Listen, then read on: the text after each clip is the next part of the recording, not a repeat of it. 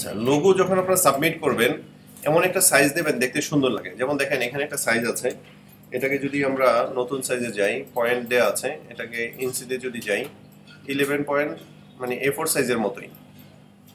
তবে বেটার হলো আপনারা কখনো যদি লোগো বানান স্কোয়ার সাইজ নেওয়ার চেষ্টা করবেন কাছাকাছি, অথবা অনেক সময় স্কোয়ার সাইজ ভালো লাগে না, সেক্ষেত্রে যেটা করতে পারেন 10/8 এবং সেটা ওয়াইড মোডে হবে। এই দেখেন এরকম একটা সাইজ কাছাকাছি। এই সাইজটা নিয়ে আপনি যদি একটা লোগো সাবমিট করেন, মনে করেন যে লোগোটা আজকে বানিয়েছি আমরা, এই লোগোটাই আমরা কাউকে দিব, কোনো ক্লায়েন্টকে দিব, সেক্ষেত্রে অ্যালাইনমেন্ট করার সময় অ্যালাইন টু আর্টবোর্ড আছে, এটাকে যেটা ক্লিক করে আপনি সেন্টারে নেন। তারপর কি করবেন, একটা ব্যাকগ্রাউন্ড দিবেন, সেন্ড টু ব্যাক দিয়ে ব্যাকগ্রাউন্ডে গ্রেডিয়েন্ট দেবেন, এবং গ্রেডিয়েন্ট কালারটা অবশ্যই সুপার লাইট হতে হবে। ডিপেন্ড করবে কখন আপনি কি কালার ইউজ করবেন, কখন লাইট হবে কখন ডিপ হবে, এটা ডিপেন্ড করবে আপনার লোগোর উপরে।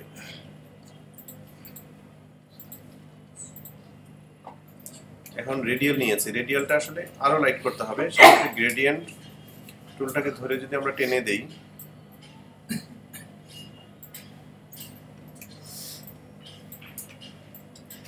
এবং লোগোটা এত বড় দিবেন না, আর ছোট করবেন, চোখের আন্দাজে যেটা মনে হয় যে বড় হলে দেখতে অত সুন্দর লাগে, ছোট হলে স্মার্ট লাগে। এখন এটাকে যদি আমরা জেপিজি বানাই, জেপিজি বানানোর সিস্টেম হলো এখান থেকে সেভ ফর ওয়েব আছে, সেভ ফর ওয়েব, এখানে গিয়ে আপনি জেপিজি দিতে পারেন, পিএনজি দিতে পারেন। পিএনজি যখন সেভ করবেন অবশ্যই 24 ইউজ করবেন, কারণ এটা কোয়ালিটিটা ভালো। আর যদি জেপিজি ইউজ করেন, জেপিজির অনেক ভেরিয়েশন আছে, কোয়ালিটি আছে, এখানে কোয়ালিটি মেজারমেন্ট করা যায়। ম্যাক্সিমামটা দিতে পারেন 100% যদি ভালো কোয়ালিটি চান। দেন আপনি যখন সেভ দিয়ে দিবেন, সে লোকেশন চাবে কোথায় সেভ দিবেন। আমরা হলাম বেস্ট ফাইল, তাহলে এখানে এসে একটা ফোল্ডার বানাতে পারি, লোগো সাবমিট।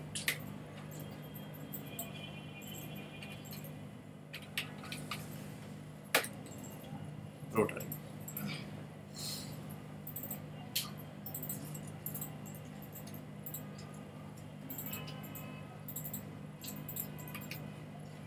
লোগোটা দেখেন দেখতে এখন সুন্দর লাগছে না? একদম হোয়াইটের মধ্যে যদি দেন তাহলে দেখতে অত ভালো লাগে না, আবার যদি আপনি খুব ডার্কের মধ্যে দেন সেক্ষেত্রে খুব একটা ভালো লাগবে না। এরকম একটা লাইট ব্যাকগ্রাউন্ড কালার, যদি আপনারা অনেক ডিপ দেখতে পাচ্ছেন, আমার এখানে অনেক লাইট আছে, এখানে প্রায় 30% বেশি ডিপ, নর্মাল কালার চেয়ে 30% বেশি ডিপ আছে। তো এরকম লাইট প্রেজেন্টেশন যখন করবেন দেখতে অনেক সুন্দর লাগবে, ব্রাইট মনে হবে এবং দেখেও ভালো লাগবে। আপনারা জানেন কিনা, ওয়েব ইউআই ডিজাইন আমরা যখন শিখবো তখন এই বিষয়গুলো আসবে, যে একটা ওয়েবসাইট আপনার দেখে কখন বেশি ভালো লাগে।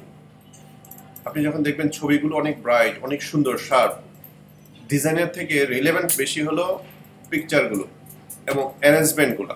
যে আপনি অ্যারেঞ্জ যদি সুন্দর করতে পারেন, সুন্দর ছবি দিতে পারেন, চেহারাটা অনেক সুন্দর হয়ে যায়।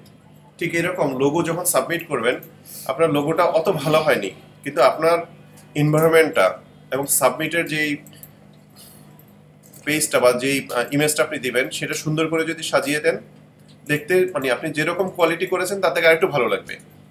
সেক্ষেত্রে এরকম একটা কাজ করবেন। আর যেটা করতে হবে, ফাইনাল যখন হয়ে যাবে তখন দুইটা ফরম্যাটে সাবমিট করবেন। ক্লায়েন্টকে যখন দিবেন, যাকেই দেন, ফ্রিল্যান্সিং করেন হোয়াটএভার, সেক্ষেত্রে দুইটা ফরম্যাটে দিবেন, একটা এআই দিবেন, একটা ইপিএস দিবেন। ইপিএসটা চেষ্টা করবেন ক্রিয়েট আউটলাইন করে দেওয়ার জন্য, টেক্সট যদি থাকে ক্রিয়েট আউটলাইন করে দেবেন। লোগোর ক্ষেত্রে হলো এটা মুখ্য বিষয়। আচ্ছা, আরেকটা জিনিস শিখবো আজকে নতুন, ব্লেন্ড টুল। ব্লেন্ড টুল ইউজ করেছেন কখনো? আচ্ছা, ব্লেন্ড টুল দিয়ে ইন্টারেস্টিং পার্ট হয়। তার আগে খুব ইজি পার্ট দেখাই। হ্যাঁ, আমরা ফিল কালার নান করে দিই। স্টক কালারটা দেখেন, আমি প্রথমটা করছি রেড বা ইয়েলো, এটাকে ছোট করে দিই, একটা কপি বড় করলাম, এটা কালার হবে রেড।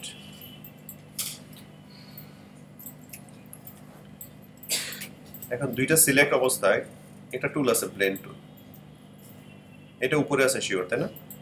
এটা নিচে আসে।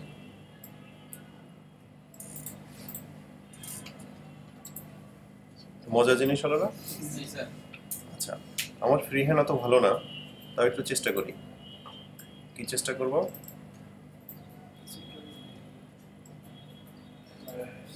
বাংলাদেশের বেপটা আঁকার জন্য হচ্ছে না, সরি।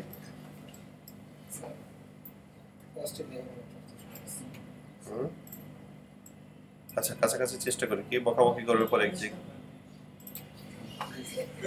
হলো আর কি কিছু একটা। আমরা যদি একটু ডিফারেন্ট একটা দিয়ে যাই, এটা রেড আছে, এটা কালারটা আমরা ইয়েলো করি। একই কাজ করবো, দুইটা সিলেক্ট করে ব্লেন্ড টুল দিয়ে চেষ্টা করবেন একই পয়েন্টে নেওয়ার জন্য। এটার পয়েন্ট যেরকম আছে ঠিক এটারও একই পয়েন্ট আছে। এখন কত সুন্দর লাগছে না, তাই না? এটারে আপনি যদি চান স্ট্রোক কালার আছে, শুধু ফিল কালার দিতে চান, একটা ফিল কালার দিয়ে দেন, রেড না দিয়ে একটু অরেঞ্জ টাইপের দেন। মানে 2D দিয়ে আপনি 3D বানাতে পারতেছেন ব্লেড টুল দিয়ে। আপনি অনেক ডিপ দেখতে পাচ্ছেন, যার কারণে আসলে ডিফারেন্সটা বোঝা যাচ্ছে না। এখন কিছুটা মনে হচ্ছে, তাই না? পাখির মতো হয়ে গেছে দেশ আগে। আপনারা কি এটুকু প্র্যাকটিস করবেন? তাহলে আমি